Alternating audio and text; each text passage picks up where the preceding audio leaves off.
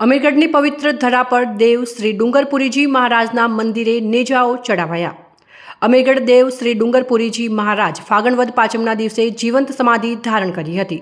ત્યારથી દર વર્ષે ફાગણ વદ પાંચમના દિવસે ધર્મપ્રેમી જનતા દેવ શ્રી ડુંગરપુરીજી મહારાજના મંદિરે વાસ્તે ગાસ્તે ઢોલ ડીજે સાથે સમગ્ર ગામ દ્વારા ધજાઓ ચડાવવામાં આવે છે અને મહાપ્રસાદનું આયોજન હોય છે, જેમાં લગભગ 5000 જેટલી ધર્મપ્રેમી જનતા પ્રસાદીનો લાવો લે છે। 3 દિવસ મેળાનો પ્રારંભ થાય છે। દેવ શ્રી ડુંગરપુરીજી મહારાજ જીવન દરમિયાન તપસ્યા કરી અને અંતે આજના દિવસે ફાગણ વદ પાંચમના દિવસે જીવંત સમાધિ લીધી હતી અને મહારાજની ધૂણી દખાવીને આ ઉપરાંત અહીંયા આસપાસ અનેક પ્રાચીન જગ્યાઓ આવેલી છે, જ્યાં મહાત્માઓ અને સંતોએ પોતાનું સંપૂર્ણ જીવનકાળ દરમિયાન તપસ્યા કરી છે। તેથી અમીરગઢની આ ભૂમિને સંતોની તપોભૂમિ પણ કહેવામાં આવે છે।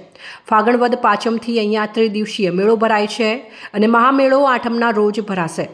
દેવ શ્રી ડુંગરપુરીજી મહારાજની ધૂણીએ ભક્તો દૂર દૂરથી અહીંયા દર્શનાર્થે આવે છે અને દર્શન કરી શીશ ઝુકાવીને ધન્યતા અનુભવે છે।